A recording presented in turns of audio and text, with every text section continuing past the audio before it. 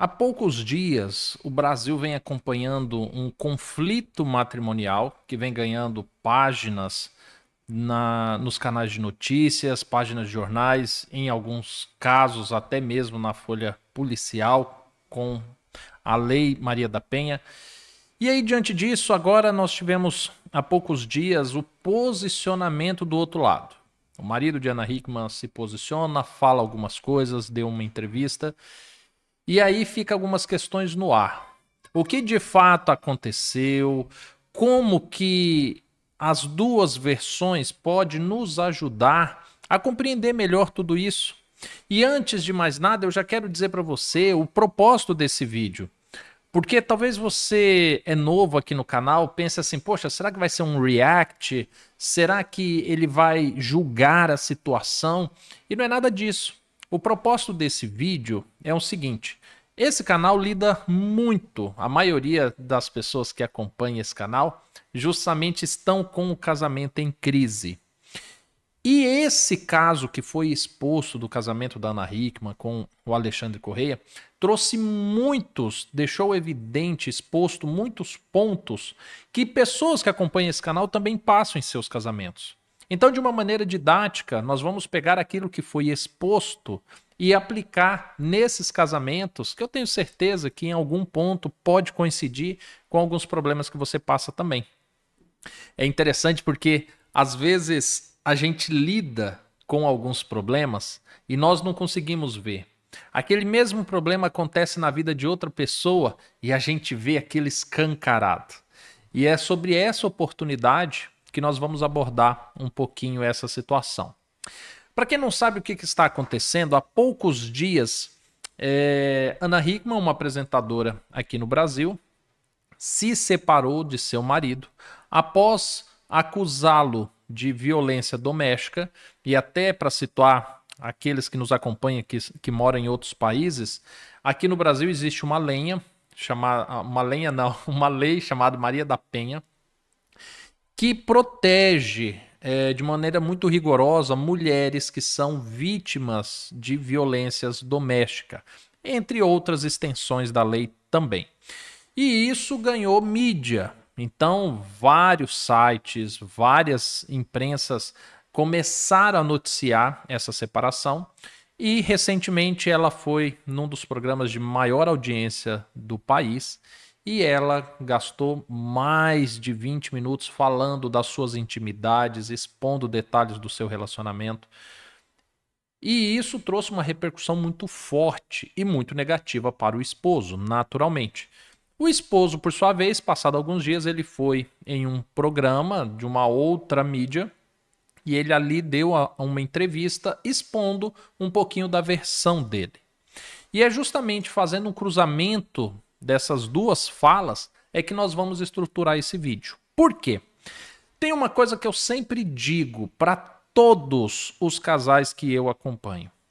Quando uma pessoa se separa e ela vai descrever um fato, ou como eu chamo, um evento, a pessoa, quer seja o homem, quer seja a mulher, ela vai descrever o evento e naquele evento existe apenas 33% de verdade.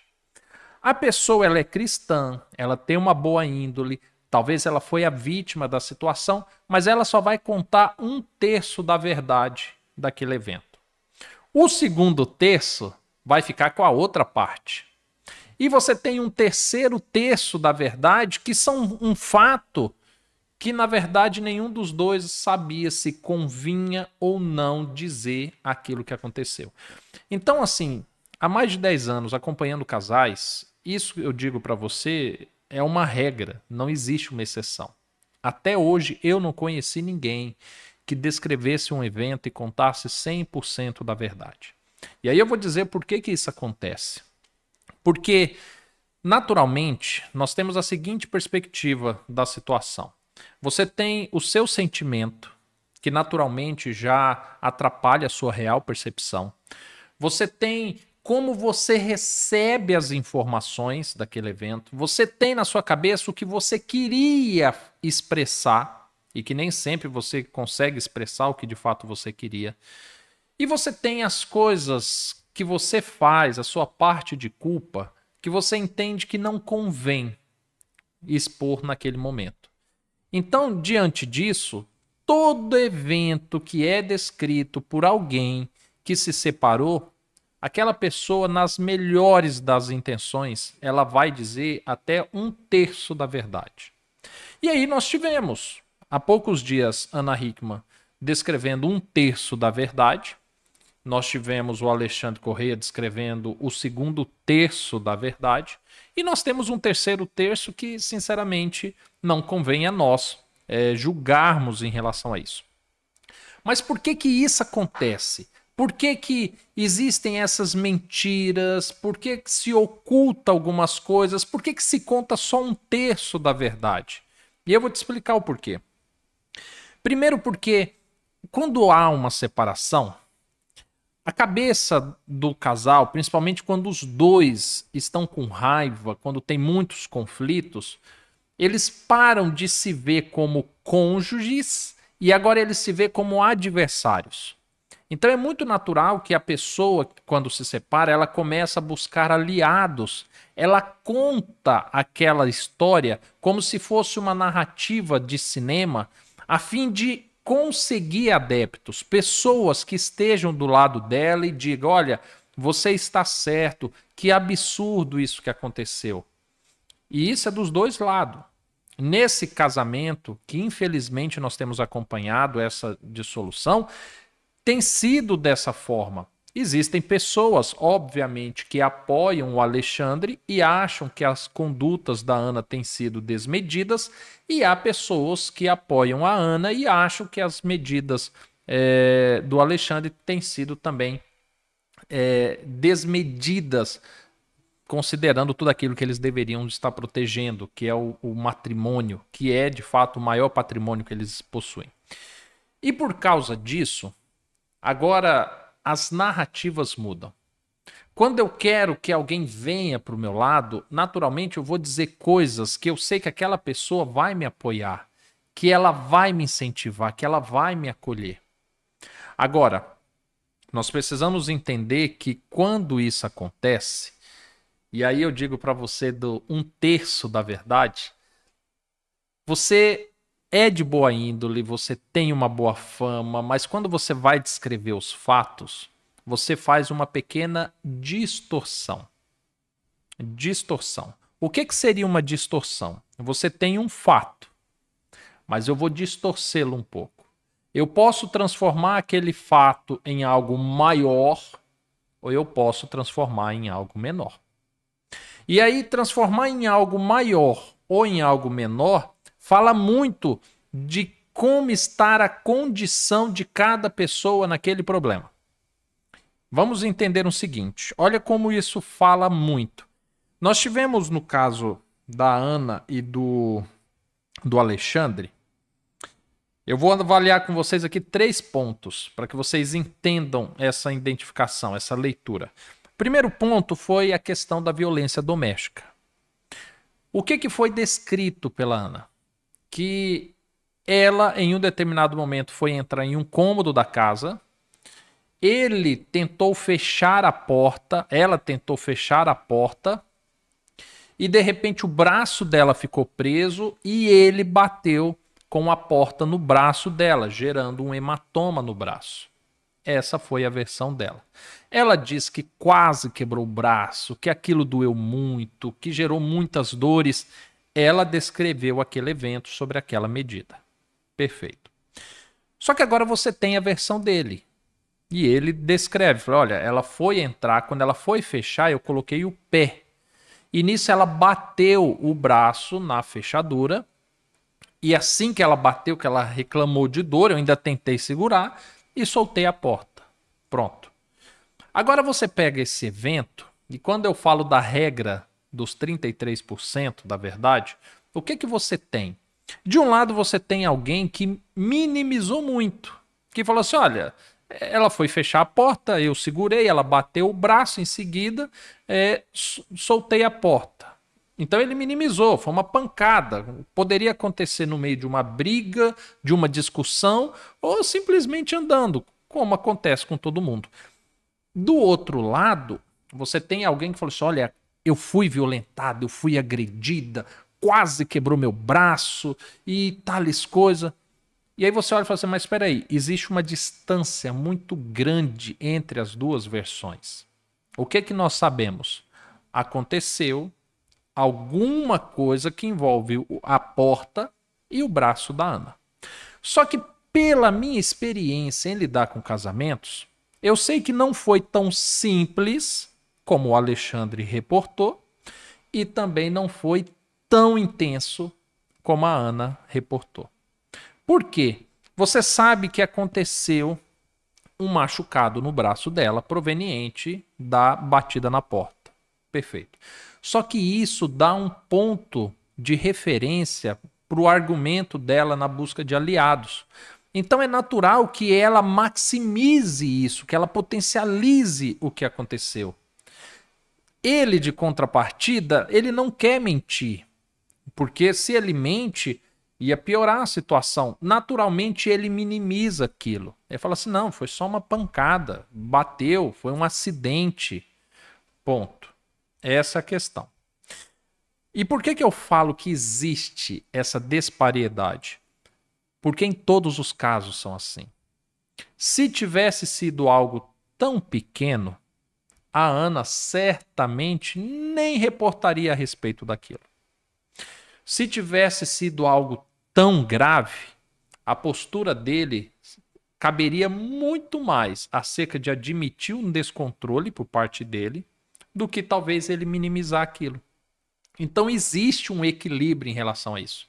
Agora, eu estou falando isso, mas eu sei que esse assunto, nos dias de hoje, é um assunto sensível para se abordar e tentar fazer uma análise neutra nessa situação. Por quê? Eu fiz um vídeo recentemente falando acerca de exposição de problemas, dentro desse caso, inclusive.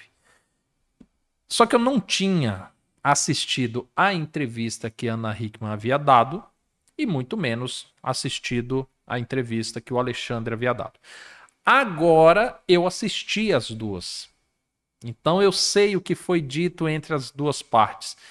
E o meu posicionamento, o posicionamento do Manual do Casamento, não é incriminar nenhuma das duas partes e nem inocentar nenhuma das duas partes. Todas as análises que nós fazemos aqui em torno de casamentos é tentando achar os pontos de convergência para uma restauração. Resolução de problemas por meio de perdão e mudanças de comportamento.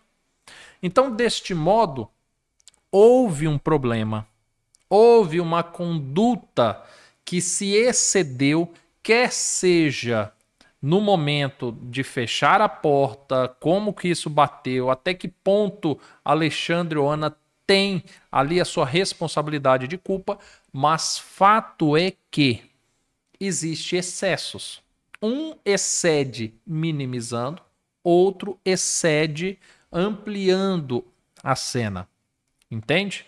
E aí isso é tão interessante porque assim, embora houvesse essa batida na porta, quando a Ana vai até a delegacia, por exemplo, você tem toda uma série de fatores a serem analisados na Lei Maria da Penha. Então, ele não recebeu ordem de prisão, mesmo porque também não foi deflagrado um flagrante. Ela não solicitou nenhuma medida protetiva, ele não tinha nenhum histórico de violência, né? Nenhum antecedente criminal, principalmente nessa área. E quando ela solicita o divórcio requerendo os requisitos da Lei Maria da Penha, o próprio juiz entende que não há necessidade, que não houve nenhuma ameaça à vida dela, não está havendo nenhuma ameaça à vida dela, e que essa lesão no braço não trouxe elementos probatórios suficientes para uma incriminação imediata. Então, quer tenha acontecido de fato, porque ambos confirmam que aconteceu, você tem um que minimizou, mas quando você gera uma lesão numa pessoa, não é algo tão pequeno assim. Você tem a outra pessoa que engrandeceu muito isso. Mas aí quando você teve alguns agentes competentes para julgar isso, esses também não acharam que foi tudo isso que ela descreveu. Por isso que eu digo para você, quando nós olhamos essa situação, nós temos que ponderar. E aí, por que é tão difícil tratar desse assunto? Quando eu fui assistir as entrevistas dos dois, a grande verdade é que o tribunal da internet já julgou esse caso. O tribunal da internet absolveu a Ana, ela é inocente, ela é vítima, ela merece ganhar uma estátua e o Alexandre é um criminoso terrível, tem que morrer pendurado na praça pública. É essa sentença que a internet já concedeu a esse caso. Na entrevista do Alexandre, tem um dos entrevistadores que por 2 vezes ele força a barra, tentando falar para o Alexandre que eles deveriam conversar, que eles deveriam buscar uma reconciliação, que deveria pensar na família. E eu vou falar uma coisa para você, eu estava deitado na hora que eu assisti, eu praticamente levantei e aplaudi esse homem, porque houve essa visão de olhar e falar assim, peraí, a família não é só o Alexandre e a Ana, existe uma criança, existe uma história, existe um legado, eles são uma só carne. Problemas assim têm que ser resolvidos. Mas quando eu fui ver os comentários, como o Brasil reagiu às investidas desse repórter tentando incentivar o Alexandre a uma reconciliação, isso é um absurdo. Vocês não vão acreditar. Porque as pessoas hoje, a nossa atual sociedade não aceita o perdão, não aceita a reconciliação, quer saber de vingança. Então, eu sei que quando eu trago esse assunto aqui para vocês e abordo esse primeiro tópico da agressão, eu sei que muitas pessoas já rejeitam qualquer tipo de análise. Porque não é o fato de eu tentar inocentar alguém ou condenar alguém. O simples fato de eu falar para você assim, olha, todos os casamentos, todas as separações acontecem isso. Existem essas medidas excedentes, movidos pela emoção, por uma mágoa, talvez até por incentivo popular da pessoa contar histórias para transformar a história em algo melhor e mais fácil de se vender. Isso acontece. Então, esse primeiro ponto a gente precisa analisar porque realmente só pelos fatos que foram apresentados, nós já vimos que aqui se aplicou a regra dos 33%. O Alexandre contou 33% do fato, Ana Hickman contou outros 33%, e tem outros 33% que nós jamais iremos saber. Tá bom? Outro ponto, e eu vou destacar apenas 3, tá? O segundo ponto aqui que trouxe grande repercussão e que nós temos 33% de novo, a regra sendo aplicada, foi a conversa com o Alezinho, o filho do Alexandre com a Ana. Porque na narrativa da Ana, ela estava preparando o filho para coisas terríveis que viriam, estava deixando a criança a par de todo o problema e por causa disso o Alexandre se irou e começou toda a discussão. Certo. Só que vamos entender uma coisa. Essa foi a versão dela e tem a versão do Alexandre.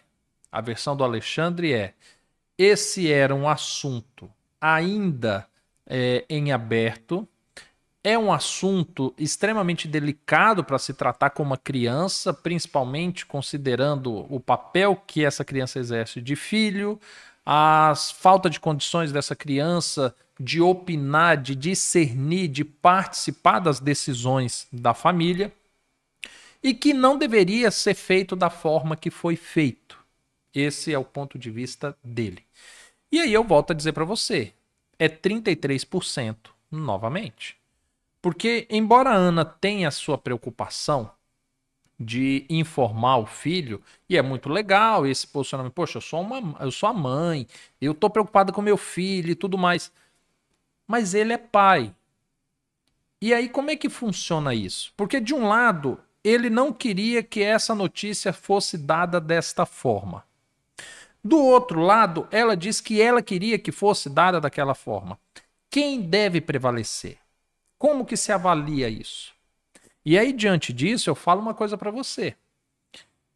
Nesse aspecto, eu, Diego, não vou colocar os meus valores pessoais nisso. Mas cada casal precisa entrar num consenso. Precisa entrar num consenso. Porque diante de uma situação dessa, o pai acha que tem que ser de uma forma, a mãe acha que tem que ser de outra. O que vai prevalecer? Se a gente fosse usar a pauta da Bíblia, a posição do homem deveria prevalecer porque ele é o cabeça do lar. Ponto. Mas eu não vou trazer a Bíblia e nem o meu posicionamento pessoal em relação a como se deveria resolver esse problema.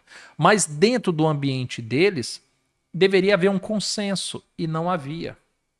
Quando ela cita que a preocupação dela era com o filho, na própria fala dela, ela diz que ela falava para o filho que o pai estava mentindo, que era para o pai falar a verdade, que o pai estava enganando.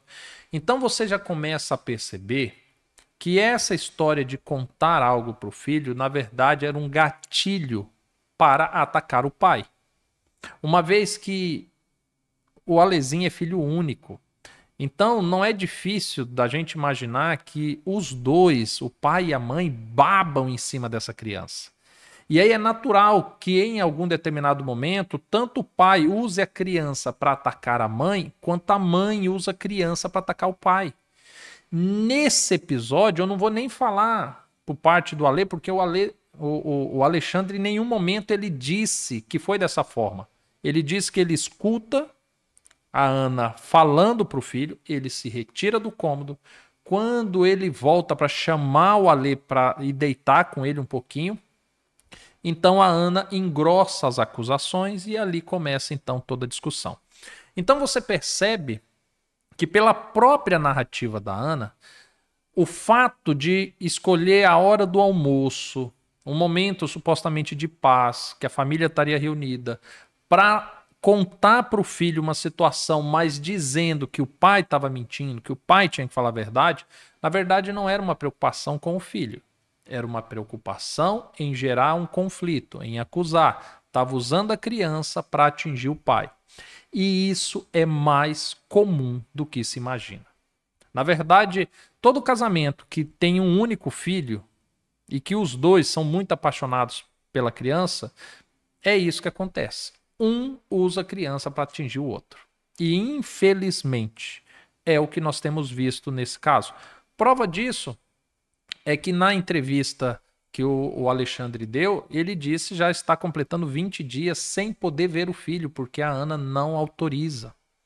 E aí eu lhe pergunto, diante de um problema entre marido e mulher, que ela entende não haver necessidade nem de uma medida protetiva, nem nada, e que já estavam separados há 5 meses, qual seria o problema do pai ter contato com o filho?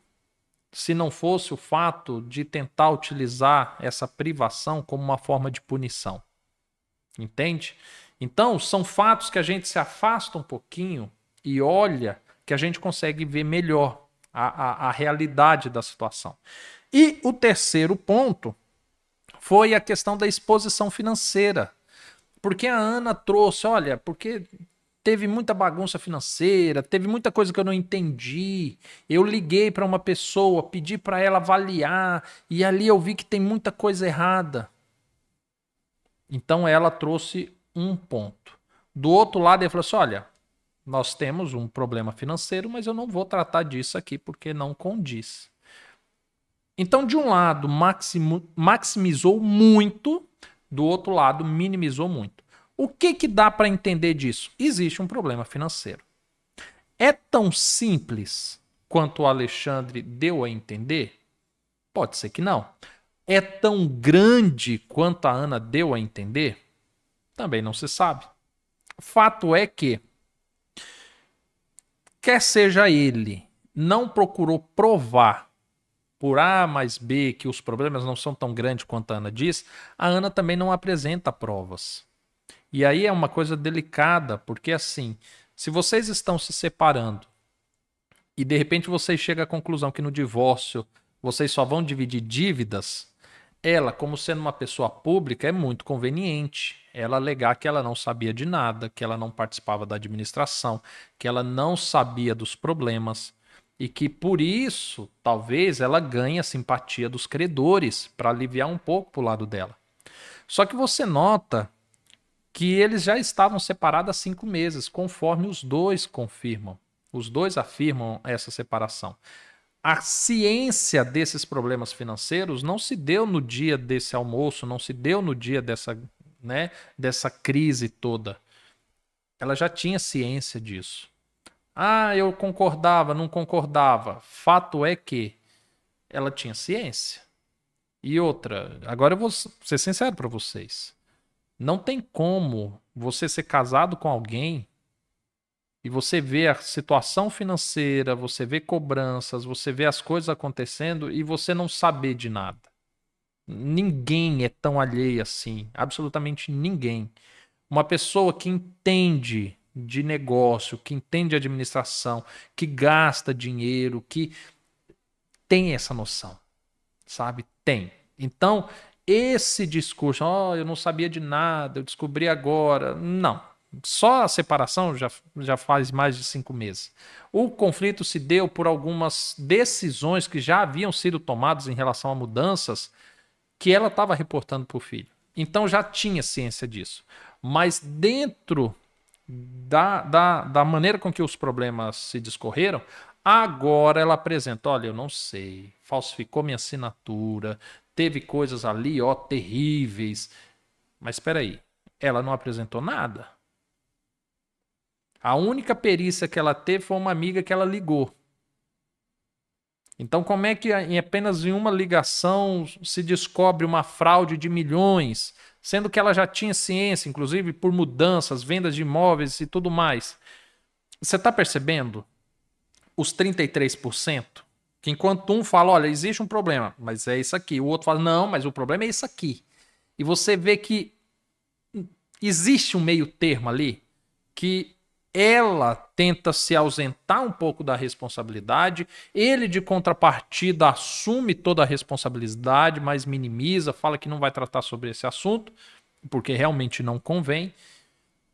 E aí tem os outros 33% que a gente não vai saber nunca, que a Ana não tem o interesse de dizer e o Alexandre também não tem o interesse de expor. Quando nós falamos isso, existe algum desses pontos que você já viu dentro do seu casamento? Passando por uma separação, a questão do filho, usando o filho dentro dos problemas. Ah, porque meu marido fica pensando, porque minha esposa põe meus filhos contra mim. Você está vendo que o que está acontecendo com eles acontece também conosco?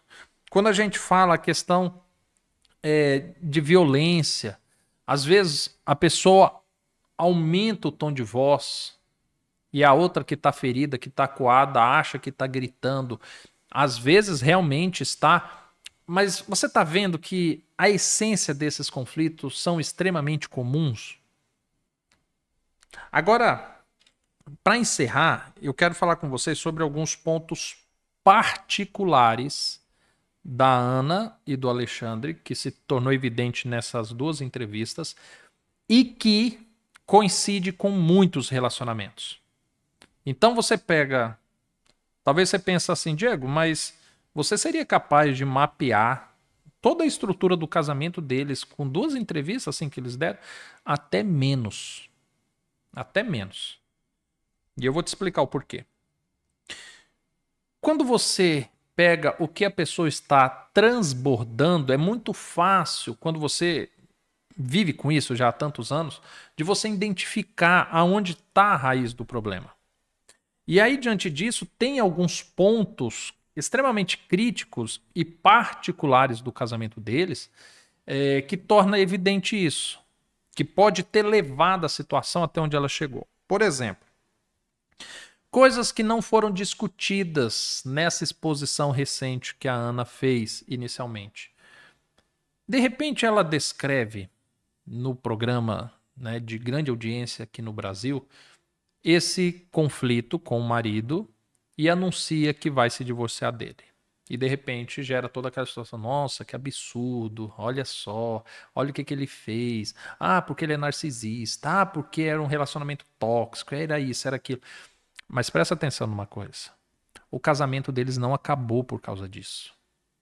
Ambos afirmam que há 5 meses já estavam separados dentro de casa. Há 5 meses. Então, tudo isso que ela reportou, eu sei que é difícil você ouvir isso, mas avalia com calma. Mas isso foi reportado porque foi conveniente. É uma pessoa pública, ela tem uma boa imagem a zelar.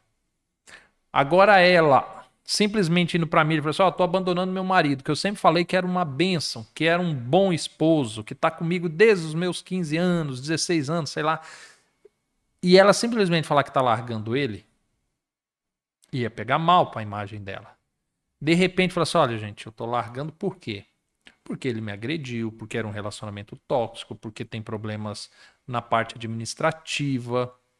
Opa, agora ela consegue sair desse relacionamento de uma forma diferente.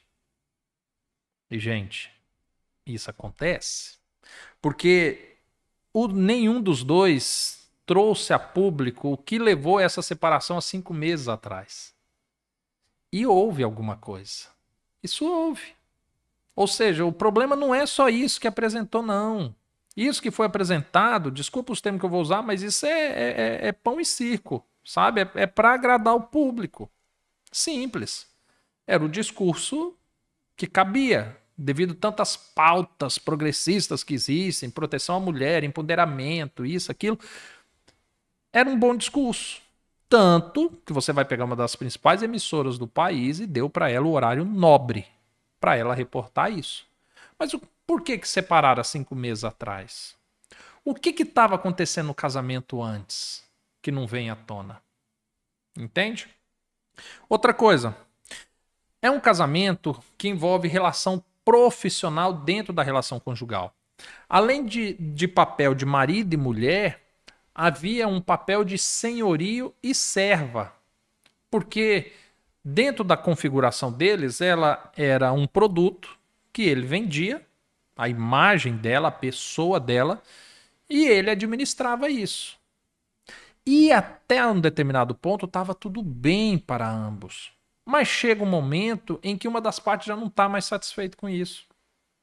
E aí, diante disso, é muito difícil você separar as coisas. De você pegar a pessoa que está ali na condição da sua esposa e na condição de um produto que você precisa cuidar, que você precisa vender, porque é o carro principal, né? É o carro-chefe do negócio. Entende? E isso nos relacionamentos é extremamente perigoso.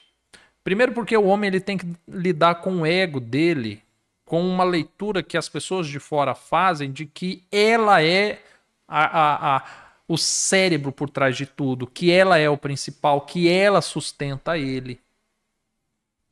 E é difícil, porque aí ele precisa se impor e muitas das vezes vai se impor sobre ela, que não tem culpa na história, aparentemente. Entende? Então, isso daqui é um pilar extremamente sensível no casamento. Outra coisa, nós estamos falando de um casal com alta exposição. Só que antes de você pensar assim, ah, Diego, isso daí eu não tenho problema não, porque eu não sou famoso, eu não apresento programa de televisão, nada disso. Mas muitos casais são assim. Tudo aquilo que acontece dentro do casamento, a sogra fica sabendo, a cunhada fica sabendo, os irmãos ficam sabendo, os pais ficam sabendo, os vizinhos ficam sabendo, os amigos ficam sabendo, o pastor da igreja fica sabendo, tudo fica sabendo. Tem pessoas que você sai para jantar e no meio do jantar vocês estão lidando com problemas particulares. Ah, porque o fulano aqui, aí eu falo pra ele anda trabalhando demais, né? Quando eu arrumar outro, não sei o quê. Aí de repente o cara, não, porque minha esposa aí, ela tá engordando, né? Porque tá isso, não, porque agora quer colocar silicone, não, porque meu marido, não sei. E de repente estão expondo o tempo todo. A diferença é que eles, a Ana e o Alexandre, tinham uma repercussão muito maior. Mas o problema da autoexposição, isso derruba qualquer casamento. Porque você abrir a porta para um grande problema. Deixa eu falar uma outra coisa aqui. Alienação parental recorrente. Isso daqui acontecia. Você teve uma das acusações do Alexandre quando a Ana vai em rede nacional e começa a falar mal do marido, por consequência, o pai do filho dela. Isso por si só, a lei já considera uma alienação parental. Mas quando eu falo de uma alienação parental recorrente, porque você tem um único filho e o casal está se separando. Esse episódio, do fato dela querer expor o menino a um problema totalmente desnecessário, isso já configura uma alienação parental. Num possível divórcio, naturalmente, ela já pensava que ela precisava ter o filho junto com ela. Por mais que o esposo tivesse condições de criar a criança também. E de repente você já começa essa alienação, trazer o filho para próximo, deixando bem claro que os problemas que está sendo passado é culpa do pai, que o pai que é responsável por isso, que é o pai que está causando tudo isso. E ali você tem na narrativa deles um pequeno relato que já demonstra que essa alienação parental ela era recorrente. E é possível que exista muito mais. Prova disso é que há a separação e de repente a mãe proíbe o pai de se relacionar com o filho, autorizando uma funcionária a ligar lá o celular para ter chamada de vídeo. Apenas isso. Que aí você olha e fala assim, poxa, mas qual é o sentido? Qual a necessidade de afastar, de restringir acesso? Sendo que ela mesma declara publicamente, declara para a polícia de que não se sente ameaçada por ele, não pediu medida protetiva, nada disso. Porque priva o filho do pai. Entende? Outra coisa, o pós-Maria da Penha. Gente, isso daqui eu já falei no canal tantas vezes. O que acontece? A lei existe e ela é boa e ela serve para preservar mulheres que são vítimas de opressões, de agressões e tudo mais.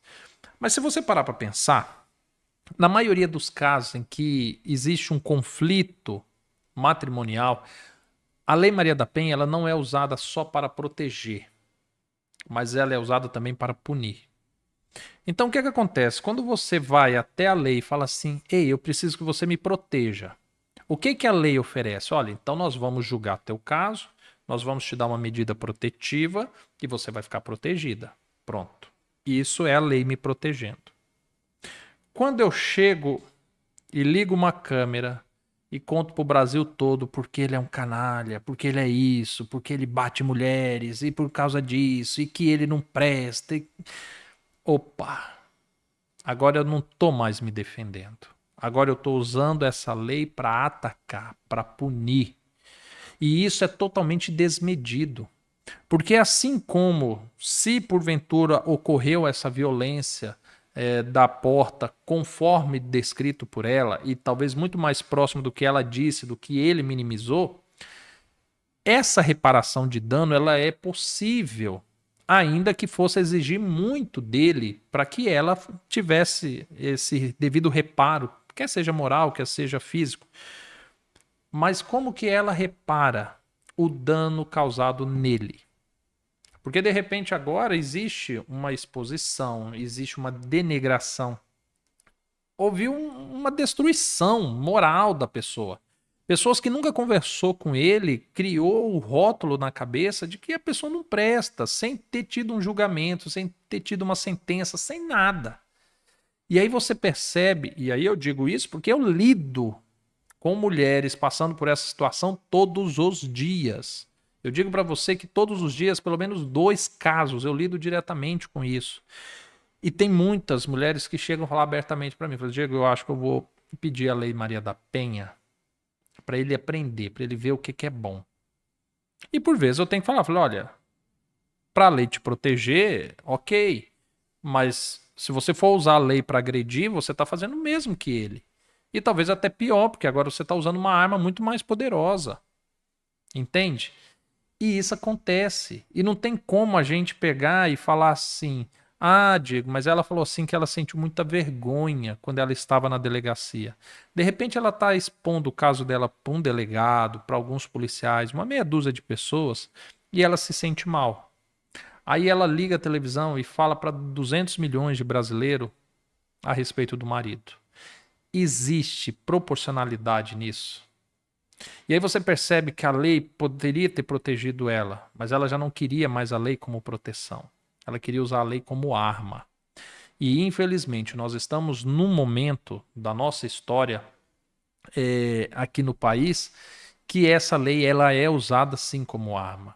Não dá para dizer o contrário disso. Ela é uma lei necessária que protege, sim, mas tem muitas pessoas que abusam disso. E, infelizmente, é uma lei que não dá direito de defesa da outra parte que está sendo acusada. É uma lei que muitos usam dessa forma. Vai para a mídia e fala e todo mundo vem e aplaude por N pautas é, que se prega hoje na nossa sociedade. E que, sinceramente, está demonstrando que a pessoa apenas está dando sequência numa briga que começou durante um almoço. Outro ponto, e esse já o último, existe uma repetição de ciclos. Isso ficou muito evidente. A Ana, em um determinado momento, ela descreve que ela via o Alexandre como se ela estivesse vendo o pai. E o pai agredia a mãe, o pai era violento, o pai era tóxico. Quando eu falo de uma repetição de ciclo, isso é extremamente delicado porque é assim. O ciclo que a mãe viveu foi violência doméstica, nas palavras da Ana. Eu nunca tive acesso a nenhum processo, não sei se esse homem foi julgado, se foi condenado, o que de fato aconteceu. Nas palavras dela, havia violência, havia opressão, tudo mais. E de repente acabou o casamento. De repente agora a Ana entra no mesmo ciclo. Entra num período que supostamente houve uma agressão, encerra ali o casamento. O que é perigoso nisso? Porque, de repente, quando você está num ciclo, você projeta personagens nas outras pessoas. Então, você começa a olhar para o seu marido como se fosse o seu pai. E pode ser que seu marido seja pior do que o seu pai, mas pode ser que ele não seja igual ao seu pai. Mas, de uma forma inconsciente, nós fazemos essa projeção. Então, é possível que essa criação de avatar desse personagem, ela seja criada de maneira inconsciente e também desproporcional. Olha só, o homem, ele de fato esteve presente no momento em que a Ana se machucou. Ele diz que não foi agressão, ela diz que foi agressão. Tá bom. Mas você nota que não dá para chamar nenhum dos dois de inocente. Antes de haver uma intervenção policial, os dois trocavam ofensas, os dois gritavam, os dois se ofendiam, os dois se acusavam. E isso não veio de agora. De repente, essa criação desse personagem, ela já vinha acontecendo ao longo do tempo. Entende? E isso é tão sério, porque, por exemplo, o Alexandre falou uma coisa que faz muito sentido. Quando questionado acerca das imagens das redes sociais, dele sendo grosseiro com ela, deles brigando, inclusive, ele falava assim, gente, isso daqui eu não vou nem me demorar nisso. Tudo aquilo era ensaiado, era pro canal dela. A Ana Hickman tinha um canal no YouTube que ela mesma postava as coisas. Ela pegava o conteúdo, ela editava, ela subia pro canal. Se houvesse ali alguma coisa que ela sentisse ofendida, com vergonha, não teria o porquê ela colocar no canal. E ele falou, gente, aquelas situações eram todas ensaiadas. Ela chegava e falava assim, olha gente, nós vamos fazer isso aqui. Ali, aí você chega falando assim, eu vou falar assim. E faz muito sentido que seja dessa forma. Porque o poder de colocar ou não no ar estava nas mãos dela. E era uma coisa que eu já havia relatado antes. Todas as cenas que existe grosseria dele, existe uma grosseria dela. E aparentemente isso vende muito. As pessoas gostam de ver conflitos. E nós não estamos falando de uma pessoa inocente, estamos falando de uma pessoa que trabalha com isso, que trabalha com a exposição de imagem, que trabalha vendendo audiência. Então, não daria para, de fato, a gente achar que ela estava sendo vítima de conteúdos que ela mesma postava. Entende? Agora, para encerrar o vídeo, pega todos esses pontos e se você está passando por um conflito no seu casamento, faça essa leitura. Olha, talvez para você e pense assim, poxa, em que momento eu estou sendo a Ana? Em que momento eu estou sendo o Alexandre? Em que momento que eu estou deixando as minhas emoções excederem os meus comportamentos? Em que momento que eu estou maximizando algumas coisas? Em que momentos que eu estou minimizando? Em que momento que eu não estou tendo um bom senso? Em que momento que eu estou tentando atrair pessoas para o meu lado? Em que momento que eu estou tentando incriminar o meu cônjuge?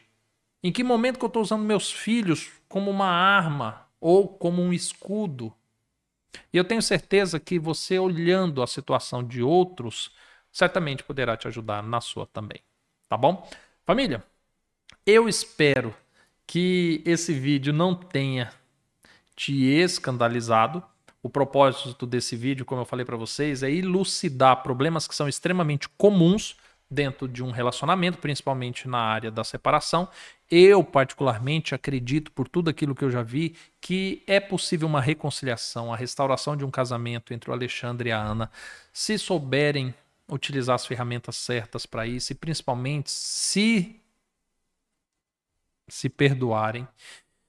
E eu tenho certeza que isso também serve para o seu casamento. Tá bom? Se você gostou, deixa um like, se inscreva no canal se for possível. Se você já é inscrito, se torne membro. Vai ajudar muito o canal a continuar crescendo. E nós nos vemos no próximo vídeo. Até mais, família. Tchau, tchau.